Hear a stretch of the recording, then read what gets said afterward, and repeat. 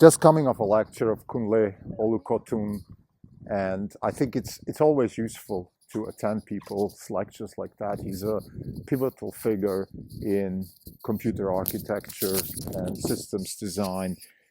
He's also co-founder of Samba Nova. It's a data flow, full stack chip development company. Full stack means they want to do chips, compilers, and also front-end software for developers to use their chips. The interesting thing that he said actually is about why transformers were developed the way they were developed, and why they also are such a big driver for Nvidia. And that's the interesting thing, because the transformer architecture was actually developed at Google, and Google has a big endeavor in their chip design. They have their own chips, the tensor processing units, and the tensor processing units are focused on matrix multiplications. And transformer architecture, the core kernel of the transformer architecture is actually matrix multiplication. So when Google developed the transformer, and the transformer then took off, actually not at Google, but at OpenAI, then that was kind of paving the way for Nvidia with its parallelized sequential architecture. So Nvidia is still sequential versus Samba Nova's approach, which is data flow and plasticine. So it's supposed to, within the chip, adjust to the data and do the math according to the necessities of the model. And therefore, you don't have any kind of sequential data flow in and out of the chip, and therefore you have high efficiency. So all of this, having said that, the point is with Nvidia, there is sequentialism, which Nvidia is solving with networking and parallelism, so that the sequentialism can be turned into parallelism. So Nvidia, in that sense, has solved some of these problems, and therefore has been able to capture a very large market share of the basically AI training market. AI training is probably still the dominance of Nvidia, and within inference, the question mark is whether other companies like Samba Nova or Cerberus or TensorTorrent can compete.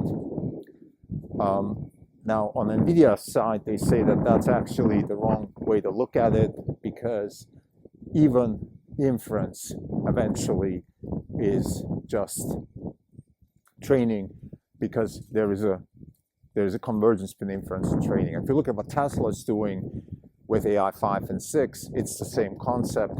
You want to build chips that can be used for training and inference at the same time. What I find interesting about Kunle's comments is that sometimes it's really interesting how the investment world works, right? If you go back to 2017, Google, writes the paper, the transformer paper, and you might think, okay, I mean, this is an amazing thing. Google should capture a lot of market share in AI, and also on the chip side, because they built this transformer architecture specifically to advantage the chip. Now, since 2017, Google's stock is up 6 times. So Google has done well, actually surprisingly well, given all the threats that are coming at them, particularly from OpenAI's and other models, chat assistants, which could replace search. So having said that, I think Google has done extremely well, but not even close to the performance that Nvidia. Google is up 6x, Nvidia is up 50x. So one order of magnitude more, which is huge in the investment world. Anybody who's done investment math can probably just feel it in their bones what a 50x return actually means in 8 years. So that's really fascinating, because you never know where things will come from. And I think I want to just use this example maybe to illustrate what our our fundamental thesis at Orange Capital Partners is to build on principles, because you can't predict these things. You can't just go, okay, well, Google's got the transformer, they got the TPU, they're going to do well. You got to think on principles, and the principles are, in our case, we have the 4 books that our principal stack's based on.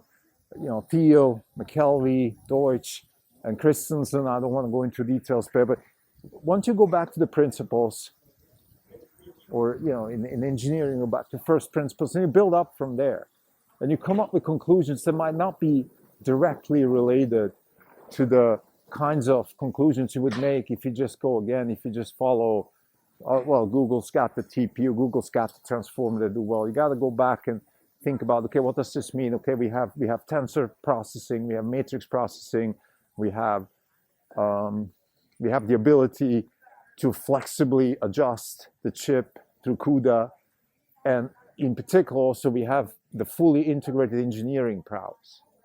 Because what really makes Nvidia strong is the ability to engineer incredibly complex systems, hardware systems. That's not something Google is good at, and that's why Google has failed, and that's why Nvidia has done well. And just to finish, I'm sorry, this is a little bit of a condensed episode, but it's an important episode because that's the same way we think about Tesla. We're just going to follow up this episode with another one about Tesla and our China impressions.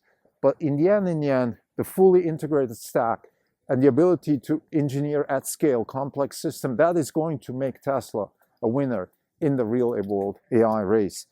And even though you have many indicators now that could lead you to different conclusions, I'm going to talk about this, China competition and things like that, and in the US resistance to electric cars, and there's a lot of headwind, but the financial markets are pricing Nvidia, Tesla, actually very well, because the market cap of Tesla is disproportional to its actual fundamentals right now, and that's because, in principle, Tesla will win. They have all the ingredients, and that's because they have a fully integrated manufacturing prowess, and that's exactly what made Nvidia so strong.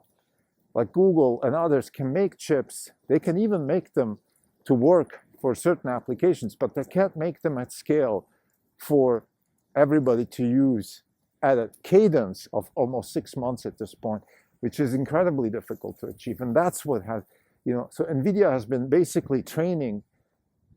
It's not an engineering company in a sense, they don't make things, right? It's a design company, it's a fabless company, but still in the chip design space, you still, even if you don't actually make it, you have to make a tape-out version of a chip that then goes to TSMC, and TSMC is just going to make it. Fine, that's difficult too, but the problem of getting a tape-out chip with high yield is incredibly difficult, and that's Nvidia's prowess, and that ability has made them a winner. So anyway, to summarize, I just want to use this episode as an inspiration also to emphasize the importance of really good people like Kunle. He's just a good person to talk to and listen to. He's done great things, he has his accolades, but he's also interesting in the sense that he can say things which are relevant. He understands the industry. He's been there for decades. And he said a few things about the matrix multiply. He said a few things about Google's role and the transformers role.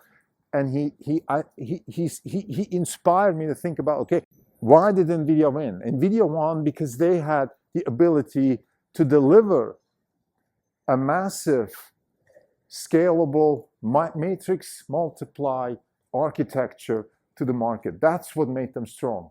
Google doesn't have that. Google can use it, Google can participate in it like others, but Nvidia had the ability to develop that. Thank you.